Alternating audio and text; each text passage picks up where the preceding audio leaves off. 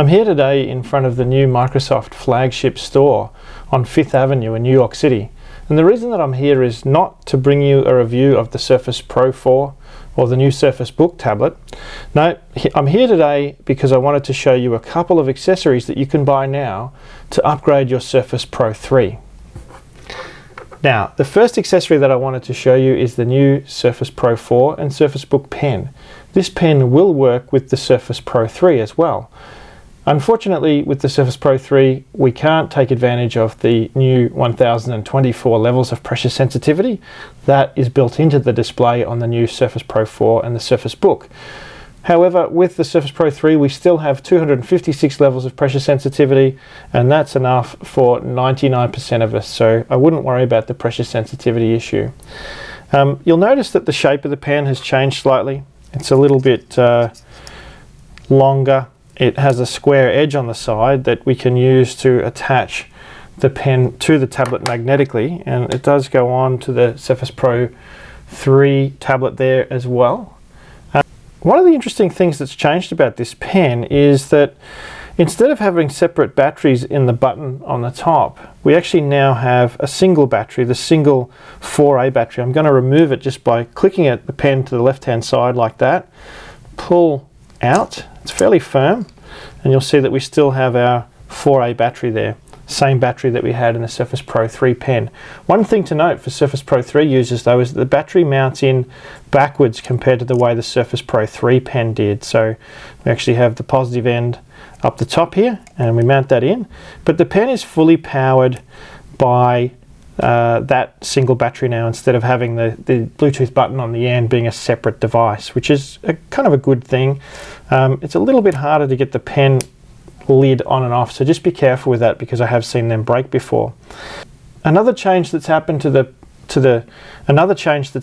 new pen is that instead of having two buttons on the side of the pen, we just have one button just about there now, which is the right click button. And the erase button has moved to the back end of the pen here. So similar to the Surface Pro 3, when we click that button all the way down, it will launch Microsoft OneNote. But if I just press on that lightly, that's how the eraser activates. So it's a light press to activate the eraser.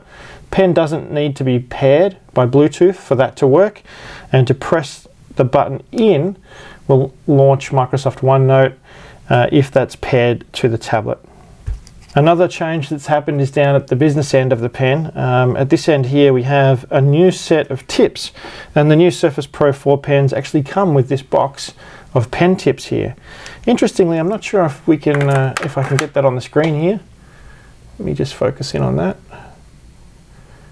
So if you look here at this little box of pen tips, you'll notice that they're actually labelled from 2H, H, HB and B, and that actually reflects the naming scheme that we have on pencils. So a hard pencil, I think, is the 2H, that's a hard side, and then you come down to the soft pencils, the B side.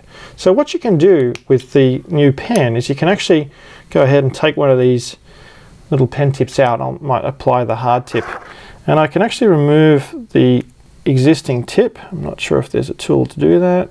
Yes, there is. So the bottom end of the pen box here, what I can do is I can actually use that, just press it together like so, and just clip it and pull, and you'll be able to get the pen tip out. A bit tricky to do initially. Let's get that out.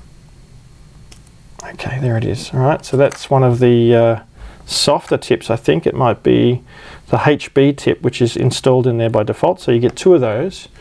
And then here I'm going to put in that harder tip there, so you can see I've changed that now, and it's going to change the way this feels on the screen. So if you like a fast moving pen, go with the hard tip.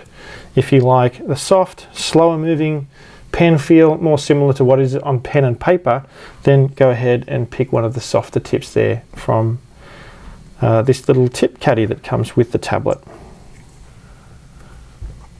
So there you go, that's the new Surface Pro 4 pen, and you can pick those up now. They're available now in Australia via our website or via the new Microsoft store that's just opening up in Sydney. And the next accessory that I wanted to show you is this one here, the new Surface Pro 4 keyboard. Now this keyboard is of course compatible with the Surface Pro 3 as well, which is great news if you own a Surface Pro 3. Now this particular version that I have here actually has a fingerprint reader inbuilt. Unfortunately, this is not available in Australia yet, as far as we know, but watch this space, because we do in Australia use the standard US keyboard layout. This is a standard US keyboard, and if it is possible to obtain these, we certainly will be getting some of these in, because having the fingerprint reader really appeals to people who've got the Surface Pro 3 tablet, because we don't have the ability to use the new Windows Hello function that is found on the new Surface Pro 4, which is the facial recognition password technology. So what we have here with the Surface Pro 3, once I've attached this new keyboard, is this fingerprint reader, and to log on, all I have to do is just simply put my finger on the keyboard there. And the great thing is that that feature actually works when the tablet's around in tablet mode. So if I lock the screen again, you can see here I've locked it and I've got my keyboard around the back. So the keyboard's actually turned off and it's not responding to keys at the moment. And if I just put my fingertip on the sensor there, and it doesn't matter which orientation I put it on, I actually put it on sideways just then, and it logged me straight in. So I can be in tablet mode like this, or I can be up in laptop mode with the keyboard out like this, and that fingerprint reader is going to work just fine. The keyboard layout has changed slightly with the Surface Pro 4 keyboard that I have there, compared to this here is the Surface Pro 3 keyboard. One of the things that you'll notice straight away is that there's some spacing in between the keys. And the spacing in between the keys is a really good feature, because it does help you to place your fingers better on the keyboard. Although these were full-size keys, these are now chiclet keys, meaning they're a little bit smaller. Having those smaller keys and having that little bit of space in between them does make for a lot better typing experience. They've also adjusted the travel on the keys to make them a lot nicer to type on. Keys are a little bit quieter as well. You can't really tell it there, but as you're typing away, there's a little bit more action and a little bit more softness in the keys that makes them just quite a bit nicer to type on. So that in itself is a really good part of this upgrade. The standard keyboards like this one here for Surface Pro 4 will be available in Australia, albeit without that fingerprint reader there.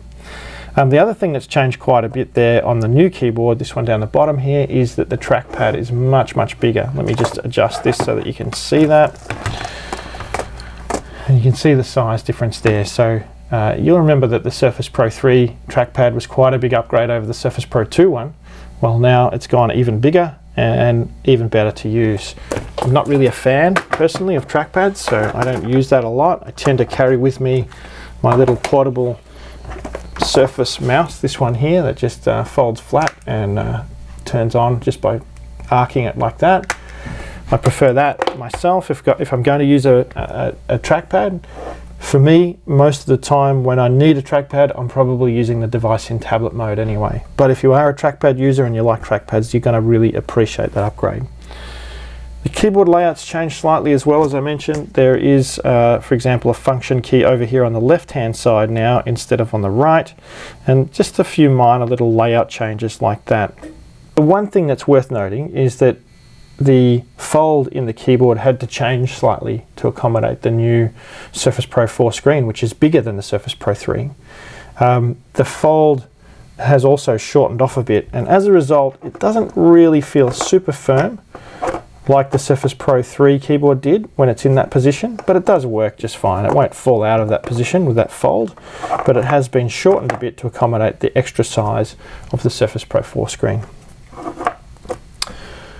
So there you go, a couple of little upgrades that you can do now if you own a Surface Pro 3. You don't have to run out and get the Surface Pro 4 straight away. If you're quite happy with your Surface Pro 3, then I'd recommend that you have a look at the Surface Pro 4 keyboard and also the new Surface Pro 4 pen. They're both really good upgrades for your existing Surface Pro 3.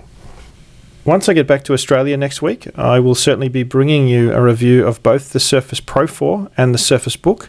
Personally, I will be upgrading to the Surface Pro 4, and my main reason for doing that is just simply processing power. I'd really like to take advantage of that extra processing power for doing video reviews like this, as well as my digital photography.